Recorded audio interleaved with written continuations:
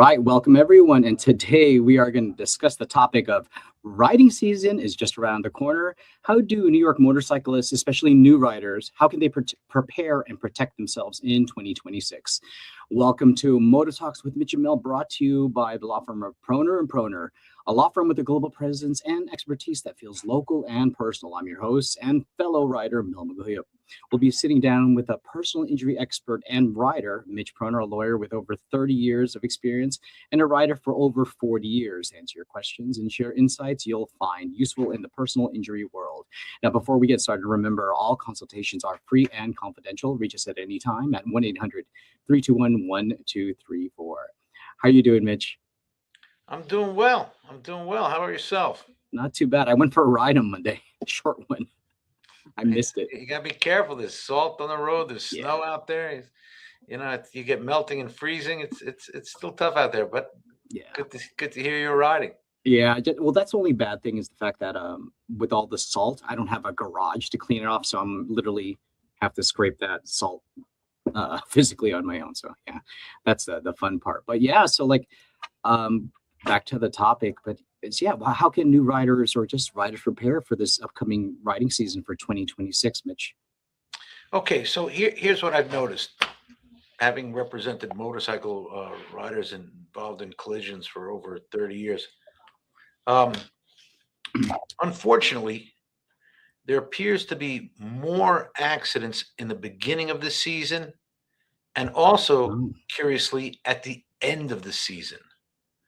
And I think what happens is at the beginning of the season, the riders are rusty.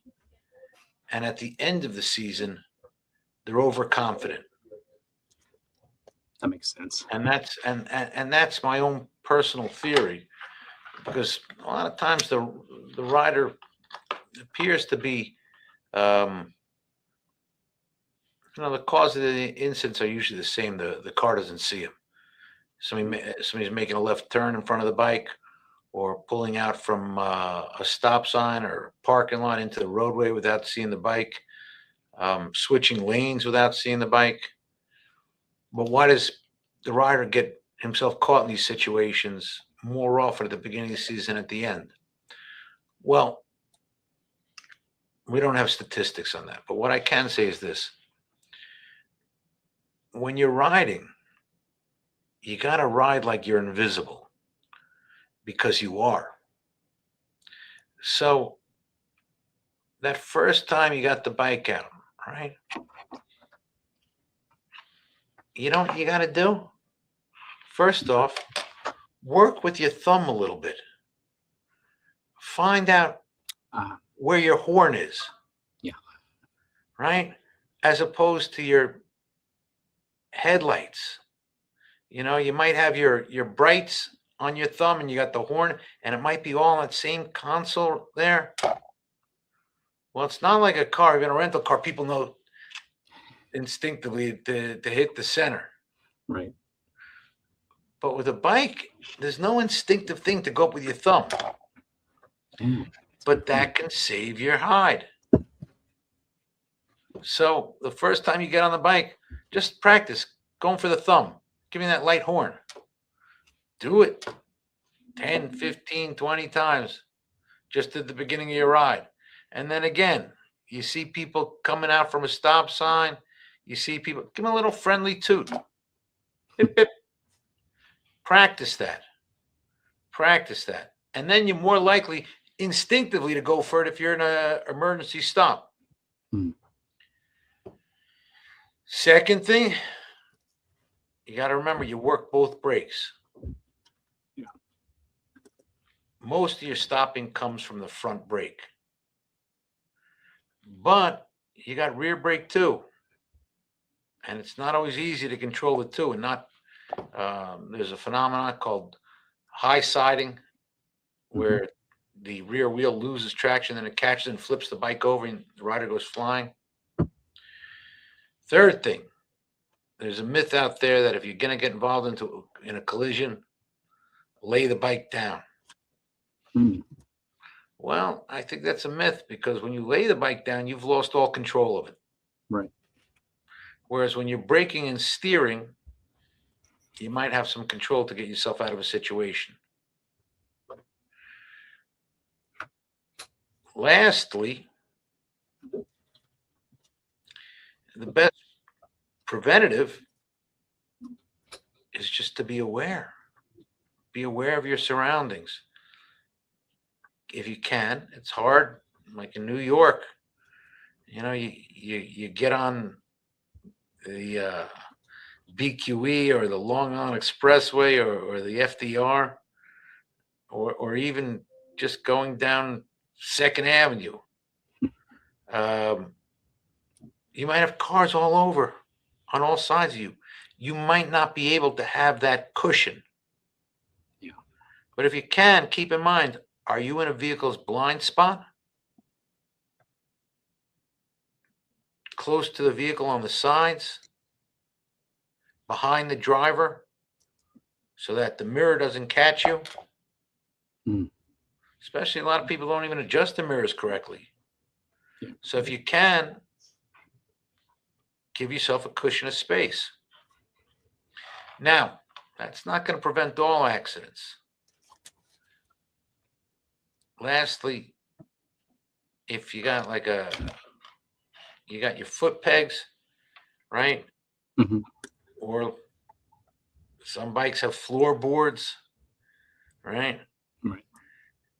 Maybe you want to keep your right foot hovering over the brake.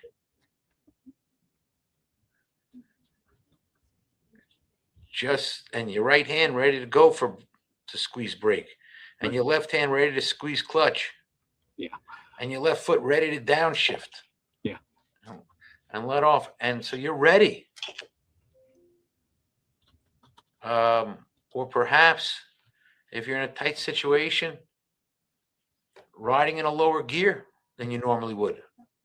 So letting off the gas, the engine is going to help slow you down a little bit too. Yeah. Engine braking, you mean? It's all these things that might help you out. And then when you see that vehicle that's poised to make that left turn in front of you, don't assume they see you, because they don't. Be careful. They could turn in front of you in the last minute. So you slow down your speed, even though you have the right of way. And you ride like you're invisible, because to these cars you are. The car comes up to a stop sign.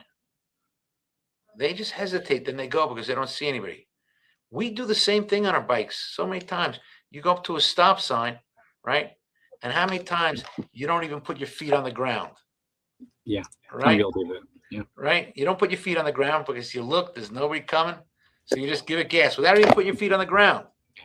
Well, if you didn't put your feet on the ground, you didn't take very long. And if the car does the same thing that you're doing, well, they don't see you. Because you're looking for cars. They got a big profile. They're doing the same thing. They're looking for cars. They're not looking for the bike. Mm. And their vision of the bike can be blocked with a pen. Wow, that's so true. If they don't, but there's rules of the road that says you're supposed to stop longer. The vehicle has the right of way. They're not obeying the rules of the road just because they didn't see you. They didn't obey the rules of the road, but you're the one that got hurt. And the money that I get the riders is never worth the impairment of their health. Mm. They don't cut a check right away while you're in the hospital.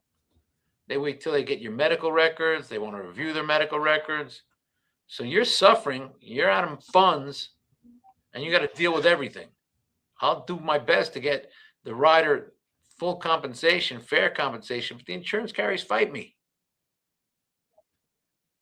Now, they fight me a lot less because they know I try these cases. Right. They know I'm not going to roll over, but still, even me, they fight. So you got to do your best when you're out there, especially at the beginning of the season. Do a good inspection of your bike.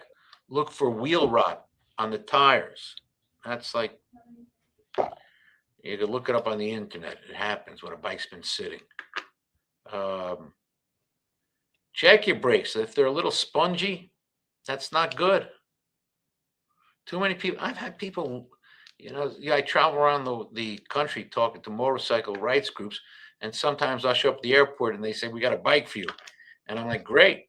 And I get on the bike and the brakes are spongy. And I'm like, oh man.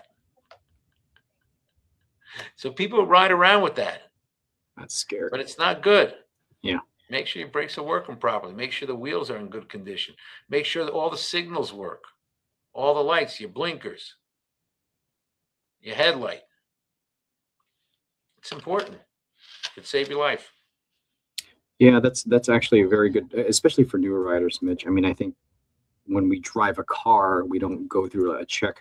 We just drive. But it's you're so right that it's a higher elevation of paying attention that you need to do with motorcyclists. So those are really great points.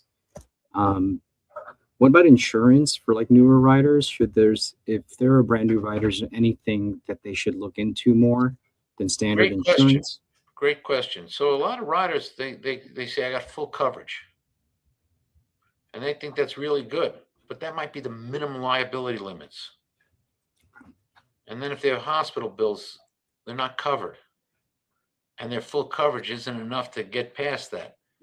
But if they increase the liability limits and the SUM coverage, SUM is supplemental underinsured motorist, that's more important than full coverage, because full coverage just covers collision and fire and theft. And your bike's probably not going to catch fire. But if you get into an accident, you get hurt, if you increase the limits, you get 100 grand instead of 25. So try and increase your liability and underinsured motorist coverage. Okay. Do you know if that's something you can even add later if you already have Yes, insurance? you can always add it. You can contact your insurance carrier and say, I need to increase my limits. I want to get increased sum. I want to get 300,000. I want to get $1 million. And see what the numbers cost. You know, if it turns out it's another $10. Yeah. That's a no-brainer. Yeah. Wow. All right. Well, there you have it, folks. Straight from the expert himself, Mitch Proner. If you need our help, you can call us 24/7 at 1-800-321-1234, where all consultations are free and confidential. That's going to wrap it up for now. Thank you for tuning in, whether it's on our podcast or video broadcast. We really do appreciate it. And if you haven't done it yet, please follow us on Instagram, TikTok, Facebook, and YouTube. Like, share, and please subscribe to get the latest updates. Now, before we go, Mitch, is there anything else you want to add? If you've had an accident, don't worry about the medical bills. We can help you out with that. Get yourself checked out, head to toe, everything that's bothering you. An undiagnosed injury can be fatal. It's happened in my personal experience to a rider that just didn't realize he was as badly hurt as he was. So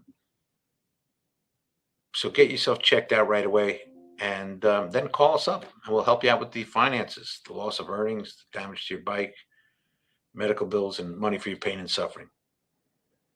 Excellent. Thank you, Mitch. So thank you again, and thank you for taking this time. And thank you all for checking us out. And remember, we ride just like you and are here to help when you need us. We'll see you next time. Thank you again, Mitch. Thank you, Mel. Be well. You too.